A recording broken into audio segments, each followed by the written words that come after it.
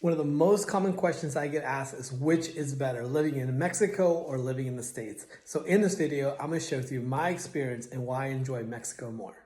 So first, I want to say I love both countries. I absolutely love the States. I had zero negative experience. I actually never experienced racism or any of the other stuff that a lot of people are experiencing right now. And I lived a good life. Like I lived on I lived in a high rise in Houston. I think I lived on like the 24th floor of. I lived a beautiful life. And I'm here in Tulum now.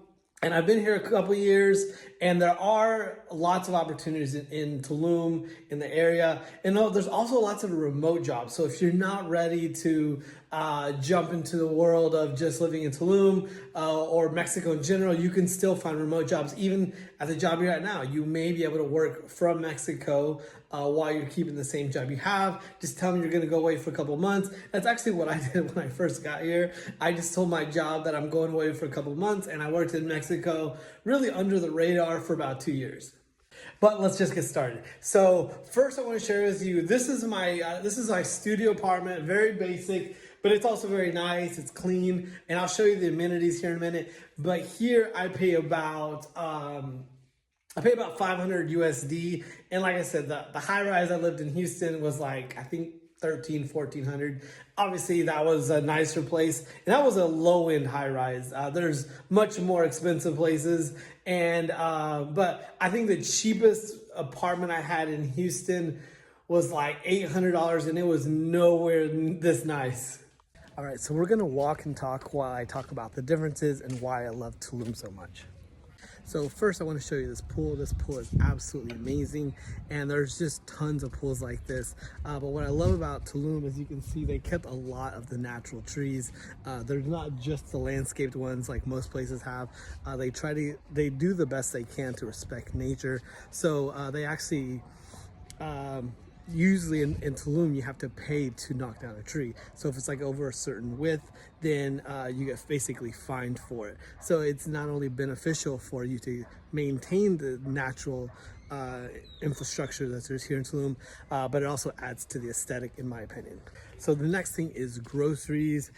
I live very simply off what I eat. I literally in Houston, I'd spend about $40 to $50 a week, which I thought was pretty affordable. But here in Tulum, I spend about $20 to $30 a week. Next is cell phone. A cell phone in Houston, I was paying like $100 a month, and I actually kept my cell phone for the first 2 years. And I remember when I finally, T-Mobile canceled my plan because I was using too much roaming and data, blah, blah, blah. Obviously I understood. I knew they'd eventually cancel it. But when I got my first Mexican phone, I was shocked because it was only $10 a month. Next, for utilities in Houston, I was paying $200 or $300, sometimes $400 a month for utilities. Here in Mexico, I spend literally like $40 to $50. Let's say $60 a month in utilities. Eating out is another thing.